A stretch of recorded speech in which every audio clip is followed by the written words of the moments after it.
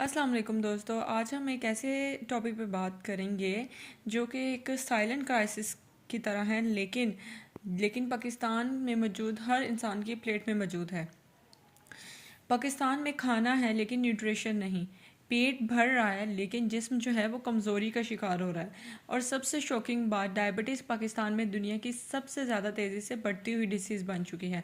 तो सवाल यह है, क्या पाकिस्तान में फ़ूड की कमी है या फिर हमारा फूड सिस्टम ही फ्लॉट है? आज की वीडियो में हम इसी रियलिटी को ब्रेक डाउन करेंगे। तो सबसे पहले ज़रा आपने अपने आसपास देखना है। बाज़ार जाएं, चाय होटल पे बैठें या किसी घर की महफिल को देखें, तो एक चीज़ आपको लाजमी कॉमन मिलेगी और वो है शुगर, यानी चीनी। शुगर चीप है, सस्ती है, इजीली अवेलेबल भी है और स्लोली स्लोली हमारी डेली लाइफस्टाइल का परमानेंट हिस्सा बन चुकी है। लेकिन इसके हिडन कॉस्ट क्या है? क्या आपको मालूम है कि पाकिस्तान में मौजूद 34% जो बच्चे हैं वो स्टंट ग्रोथ का शिकार हैं, यानी उनको न्यूट्रिएंट्स पूरे नहीं मिल रहे और वो कमज़ोरी का शिकार हुए जा रहे हैं, जिसकी वजह से उनकी ग्रोथ भी प्रॉपर नहीं हो रही। और अगर दूसरी तरफ मैं अडल्ट्स की बात करूं तो पाकिस्तान में मौजूद इस टाइम 3.4 करोड़ जो आवाम है वो डायबिटीज़ का शिकार हो चुकी है। सो प्रॉब्लम सिर्फ ईटिंग हैबिट नहीं, ये एक नेशनल सिस्टम का फेलियर बन चुका है। अगर बात करें तो पाकिस्तान ने डेकेड्स तक एक ही क्वेश्चन पूछा है, क्या हमारे पास इनफ वीट है? तो गवर्नमेंट की पॉलिसीज़ का फोकस भी अगर देखें तो प्राइस कंट्रोल, सब्सिडाइज्ड आटा, स्ट्रैटेजिक रिजर्व्स या वीट प्रोक्योरमेंट पे ही रहा है। उस वक़्त ये ज़रूरी था क्योंकि फैमिन यानी कहत का जो ख़तरा है वो रियल था। लेकिन दुनिया अब चेंज हो चुकी है। आज चैलेंज ये नहीं कि लोग भूख से मर रहे हैं, ठीक है। आज चैलेंज ये है कि लोग मेल न्यूट्रिशन के साथ ज़िंदा हैं, मतलब कैलोरीज नहीं मिल रही, मतलब कैलोरीज तो उनको मिल रही हैं लेकिन न्यूट्रिशन नहीं मिल रहा। राइस, वीट, शुगर एनर्जी देते हैं लेकिन बॉडी को फ्रूट्स, वेजिटेबल, पल्सेस और प्रोटीन चाहिए जो कि इनकी ग्रोथ का सबसे इम्पॉर्टेंट कंपोनेंट्स हैं और यही पाकिस्तान में सबसे कम एक्सेसिबल है। अगर लेटेस्ट ग्लोबल फूड रिपोर्ट्स के बात करें तो पाकिस्तान में 60% पाकिस्तानीज जो हैं वो हेल्थी डाइट अफोर्ड ही नहीं कर पा रहे, यानी मार्केट में फूड तो मौजूद हैं लेकिन लोग ख़रीद नहीं पा रहे। इसलिए एक अजीब पैराडॉक्स पैदा हो गया है कि 16% लोग जो हैं वो 16% जो लोग हैं वो अंडर नरिश्ड हैं और 23% जो लोग हैं वो ओबेसिटी का शिकार हैं। यानी एक ही सोसाइटी में भूख भी है और ओबेसिटी भी। ये सिर्फ हेल्थ इशू नहीं है, ये एक इकोनॉमिक क्राइसिस भी है। अगर पाकिस्तान के फूड सिक्योरिटी मॉडल की बात करें तो अभी भी वही पुराना है, यानी बेसिक फूड अवेलेबल हो, यानी दुनिया अब मूव कर चुकी है टूवर्ड्स फूड सिस्टम ट्रांसफॉर्मेशंस। इसका मतलब है कि ग्रो हो रहा है, कैसे प्रोसेस हो रहा है फूड और कौन कौन इसको अफोर्ड कर सकता है और डाइट्स हेल्थ को कैसे इफ़ेक्ट कर सकती है।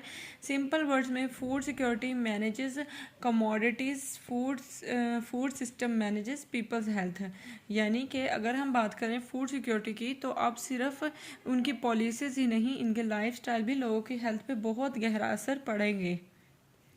अगर मैं बात करूं पाकिस्तान में कौन सी चीज़ें हैं जो पाकिस्तान में फूड की ट्रांसफॉर्मेशन को रोक रही हैं, तो सबसे नंबर 1 पे नैरो पॉलिसी थिंकिंग है, ठीक है। नैरो पॉलिसी थिंकिंग नंबर 1 पर ये है।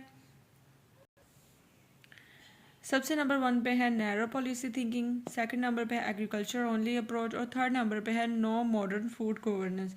नैरो पॉलिसी थिंकिंग का मतलब है कि फूड सिक्योरिटी का मतलब सिर्फ वीट ही समझा जा रहा है, ठीक है, यानी सिर्फ और सिर्फ गंदम की पैदावार पर ही फोकस दिया जा रहा है। और अगर एग्रीकल्चर ओनली अप्रोच की मैं बात करूं तो फूड को सिर्फ फार्मिंग इशू समझा जाता है, हेल्थ, इकोनॉमी और अर्बन पॉलिसी इग्नोर हो रही हैं, ठीक है। और अगर मैं बात करूं थर्ड नंबर पे नो मॉडर्न फूड गवर्नेंस, यानी डिफरेंट इंस्टीट्यूशंस कोऑर्डिनेशन के बगैर काम कर रहे हैं, तो इसका रिज़ल्ट क्या आएगा? कभी सोचा है आप लोगों ने? इसका रिज़ल्ट ये है कि सिस्टम कैलोरी प्रोड्यूस कर रहा है लेकिन हेल्थ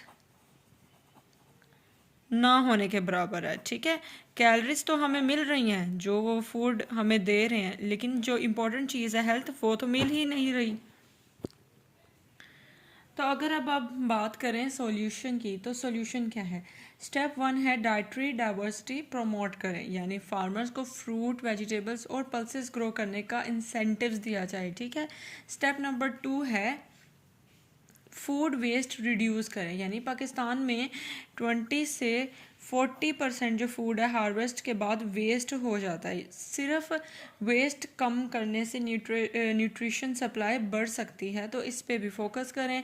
अगर स्टेप नंबर 3 की बात करें तो पब्लिक अवेयरनेस, जब तक आवाम हेल्दी डाइट डिमांड नहीं करेगी पॉलिसी चेंज ही नहीं होगी, ठीक है।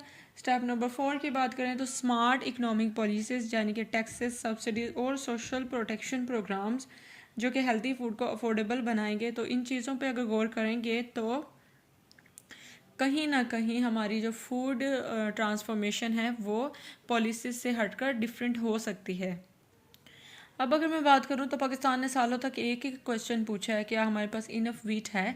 लेकिन आज का रियल क्वेश्चन है, क्या Pakistani families healthy food afford कर सकती हैं। हेल्दी डाइट लग्जरी नहीं है, ये है इकोनॉमिक पॉलिसी, नेशनल रिजिलियंस और फ्यूचर नेशन बिल्डिंग। अगर हमने अपना फूड सिस्टम चेंज नहीं किया तो हॉस्पिटल्स बढ़ते रहेंगे और सोसाइटी कमज़ोर होती रहेगी। तो अगर आप चाहते हैं कि पाकिस्तान हेल्दी बने तो इस वीडियो को लाइक करें, चैनल को सब्सक्राइब करें और कमेंट में भी बताएं कि आपके ख्याल में पाकिस्तान का बिगेस्ट फूड प्रॉब्लम क्या है, प्राइस या अवेयरनेस। तब तक के लिए अल्लाह हाफिज़, मिलते हैं नेक्स्ट वीडियो में।